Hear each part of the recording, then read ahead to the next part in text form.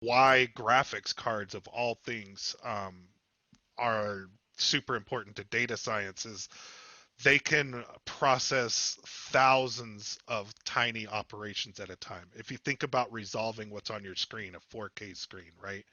Resolving what's on there, each pixel has 5 pieces of data, right?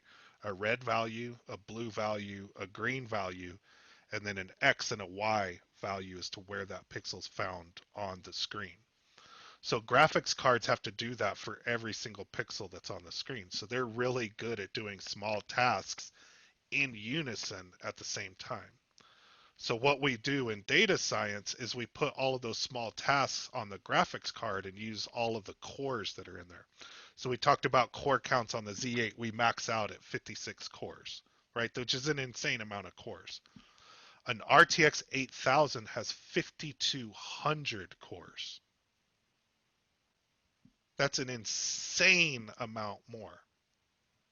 All right, I have a little video where I show the difference between CPU and GPU, and I add 1 plus 1 32 million times. And on a 10 core Xeon with 32 gig of RAM, that takes 19 seconds. On an RTX 5000, which isn't even the big dog, it's only 16 gig of RAM versus the big dog at 48 gig. It takes that same 1 plus 1 32 million times, it takes it a half a second.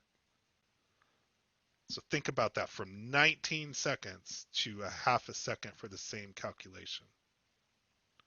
That's why graphics cards are important. That's why putting that RTX 5000 in a laptop is a game changer. Because now you can do thousands of operations at simultaneously instead of having to do it in a serial manner as we were before, or having to rent time on a larger machine that has a big GPU in it that can do that stuff. So this technology in a mobile has not been available until this year, and it's game changing for data science. And then when we get into our desk sides, having two of those big old graphics cards in there and having over 10,000 cores to deal with, that's when you can start crunching petabytes or quintuplites or whatever the next one up from petabytes is. That's when you can start processing that amount of data, is you have the platter, right? That's how I think of a GPU, as a platter to dump all that data on to then be able to process through all those cores.